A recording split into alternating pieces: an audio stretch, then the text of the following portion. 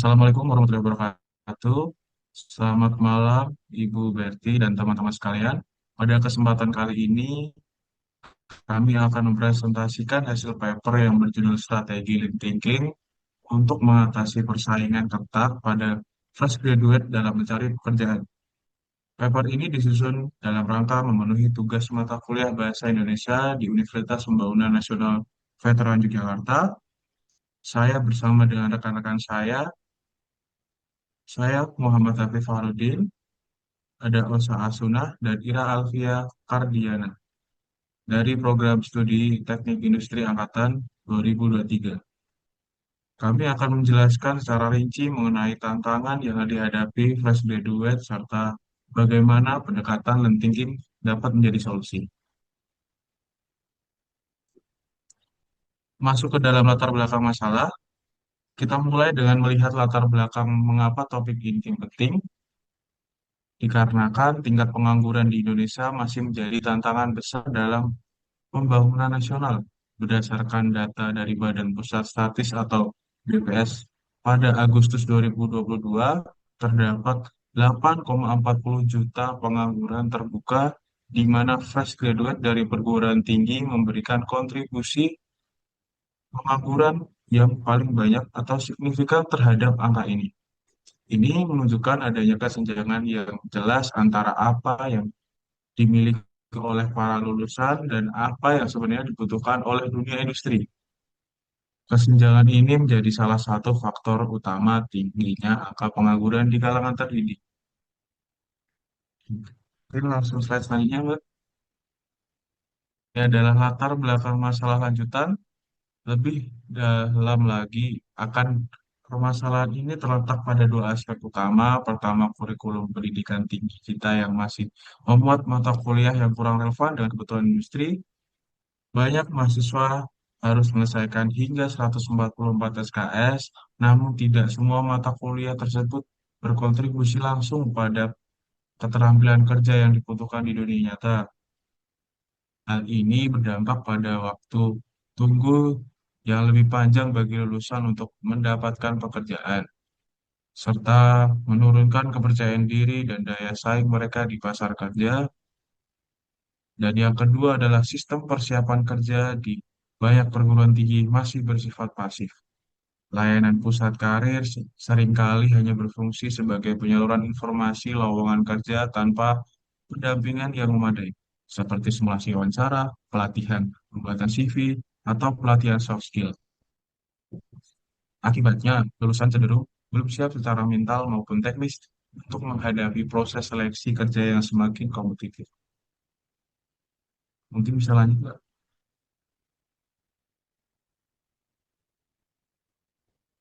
Lanjut ke rumusan masalah. Yang pertama ada apa yang menjadi penyebab tingginya angka pengangguran pada fresh graduate. Ketidaksesuaian antara kompetensi lulusan dengan kebutuhan dunia kerja, tidak memiliki pengalaman kerja dan soft skill yang memadai, serta minimnya informasi dan jaringan kerja. Yang kedua, faktor-faktor apa saja yang memicu ketidaksesuaian antara kemampuan lulusan perguruan tinggi dengan kebutuhan dunia kerja. Yang pertama, ada kurangnya kolaborasi antara kampus dan dunia usaha, dan juga pembelajaran yang masih dominan teoritis dan sedikit praktik. Ketiga, ada sejauh mana peran kurikulum perguruan tinggi dalam mempersiapkan lulusan untuk memasuki dunia kerja. Integrasi kegiatan praktik, magang, dan pelatihan sertifikasi ke dalam kurikulum sangat membantu mahasiswa memperoleh keterampilan yang relevan dan aplikatif. Yang keempat, apa alasan pusat karir di perguruan tinggi belum mampu menjalankan fungsinya secara maksimal dalam membekali mahasiswa menghadapi dunia kerja? Layanan karir yang disediakan cenderung pasif dan belum mampu memberikan pendampingan intensif yang dibutuhkan mahasiswa untuk mempersiapkan diri masuk ke dunia kerja. Lanjut. Yang kelima ada bagaimana cara menerapkan konsep lean thinking dalam pengembangan kurikulum dan layanan pusat karir guna meningkatkan kesiapan kerja lulusan. Banyak kampus perlu fokus pada kebutuhan nyata industri, memperbaiki alur pembelajaran, dan menyelaraskan program karir dengan permintaan pasar.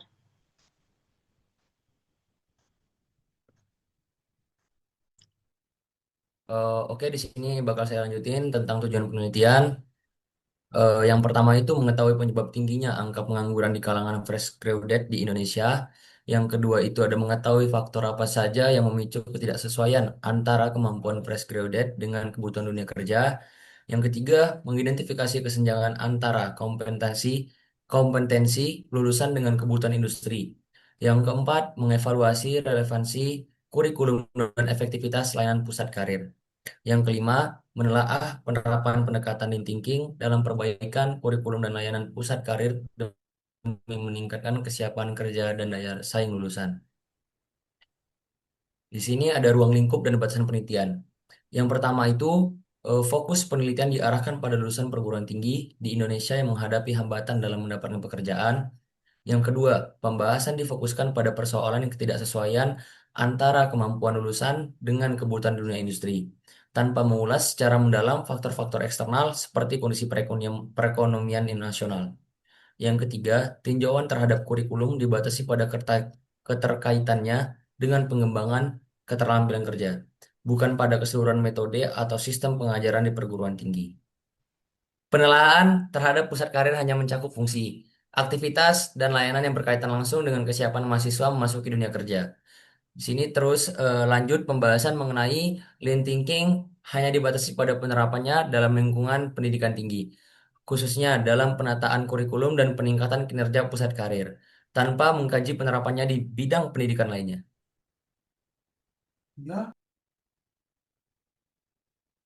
Ya, ada manfaat penelitian. Yang pertama, membantu perguruan tinggi dalam menyusun kurikulum yang lebih sesuai dengan kebutuhan industri untuk meningkatkan kesiapan kerja lulusan. Yang kedua, ada meningkatkan efektivitas layanan pusat karir dalam membekali mahasiswa menghadapi persaingan dunia kerja. Yang ketiga, ada menjadi bahan pertimbangan bagi pembuat kebijakan dalam menyusun regulasi pendidikan tinggi yang mendukung ketenaga kerjaan.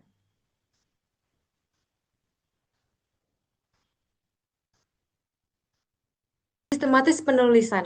Sistematis penulisan ini yang pertama ada bab satu, yaitu pendahuluan. Di pendahuluan ini terdapat latar belakang masalah, rumusan masalah, tujuan penelitian, ruang lingkup dan batasan, manfaat penelitian, dan sistematika penulisan. Yang kedua ada bab 2 itu tentang tinjauan pustaka.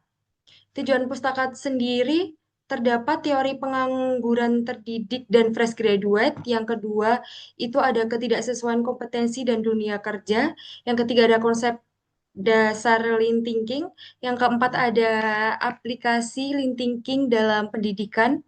Yang ke selanjutnya ada value stream mapping atau VCM dalam kurikulum. Selanjutnya ada studi terdahulu yang relevan. Ke bab 3 itu ada analisis dan pembahasan. Pada analisis dan pembahasan ini, di dalamnya ada analisis data pengangguran fresh graduate, evaluasi kurikulum pendidikan tinggi, analisis sistem pusat karir saat ini, penerapan lean thinking, identifikasi WES, VCM, dan rekomendasi. Ada study case juga seperti Career Preparation Week, dan juga yang terakhir ada rencana tindakan atau action plan. Pada bab 4 itu kesimpulan dan saran. Kesimpulan dan saran di sini mencakup tentang kesimpulan utama dari penelitian, saran untuk institusi pendidikan tinggi, dan saran untuk pemerintah atau regulator.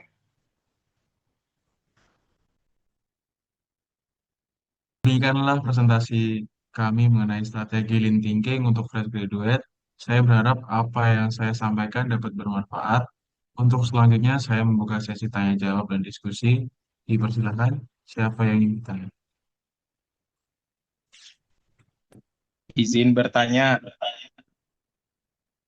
eh, mengapa tingkat pengangguran fresh graduate di Indonesia itu menjadi tantangan yang signifikan?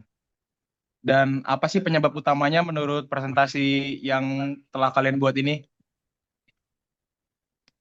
Oke, terima kasih atas pertanyaan dari Saudara Johannes. Oke, di sini saya akan menjawab. Tingkat pengangguran fresh graduate di Indonesia menjadi tantangan signifikan karena pada Agustus 2022 jumlah pengangguran terbuka mencapai 8,42 juta orang dengan kontribusi signifikan dari fresh graduate perguruan tinggi.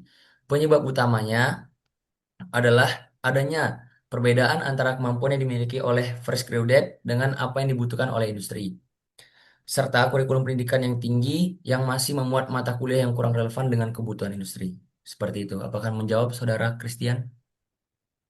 Sangat menjawab. Terima kasih.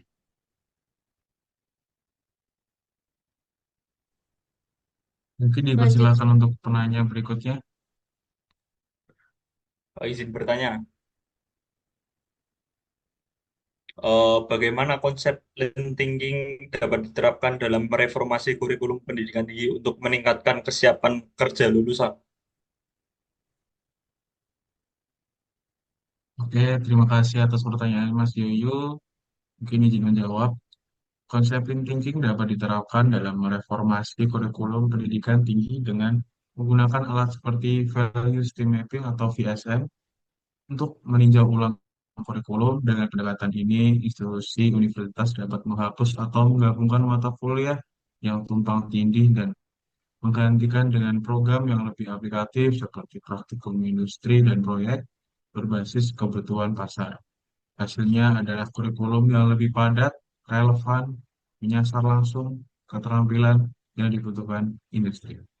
Apakah menjawab, Mas?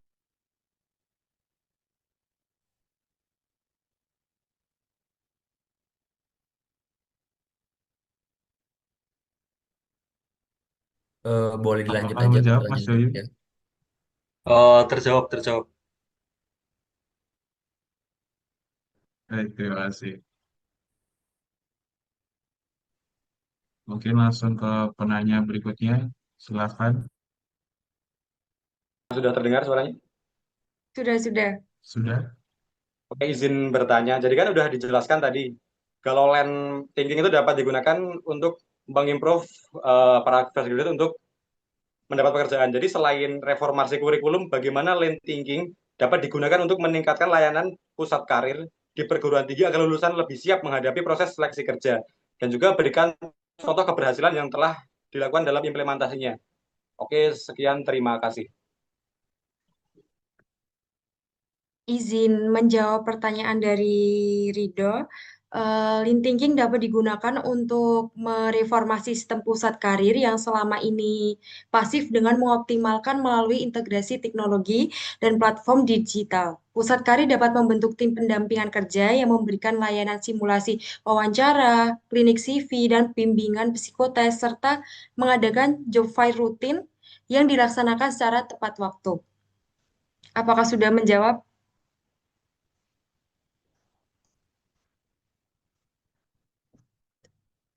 Apakah sudah menjawab, Mas Rido?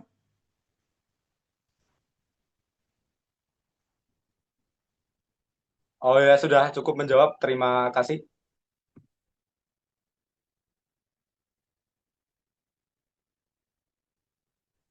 Baik, terima kasih untuk pertanyaannya kepada tiga penanya yang telah menyediakan pertanyaan.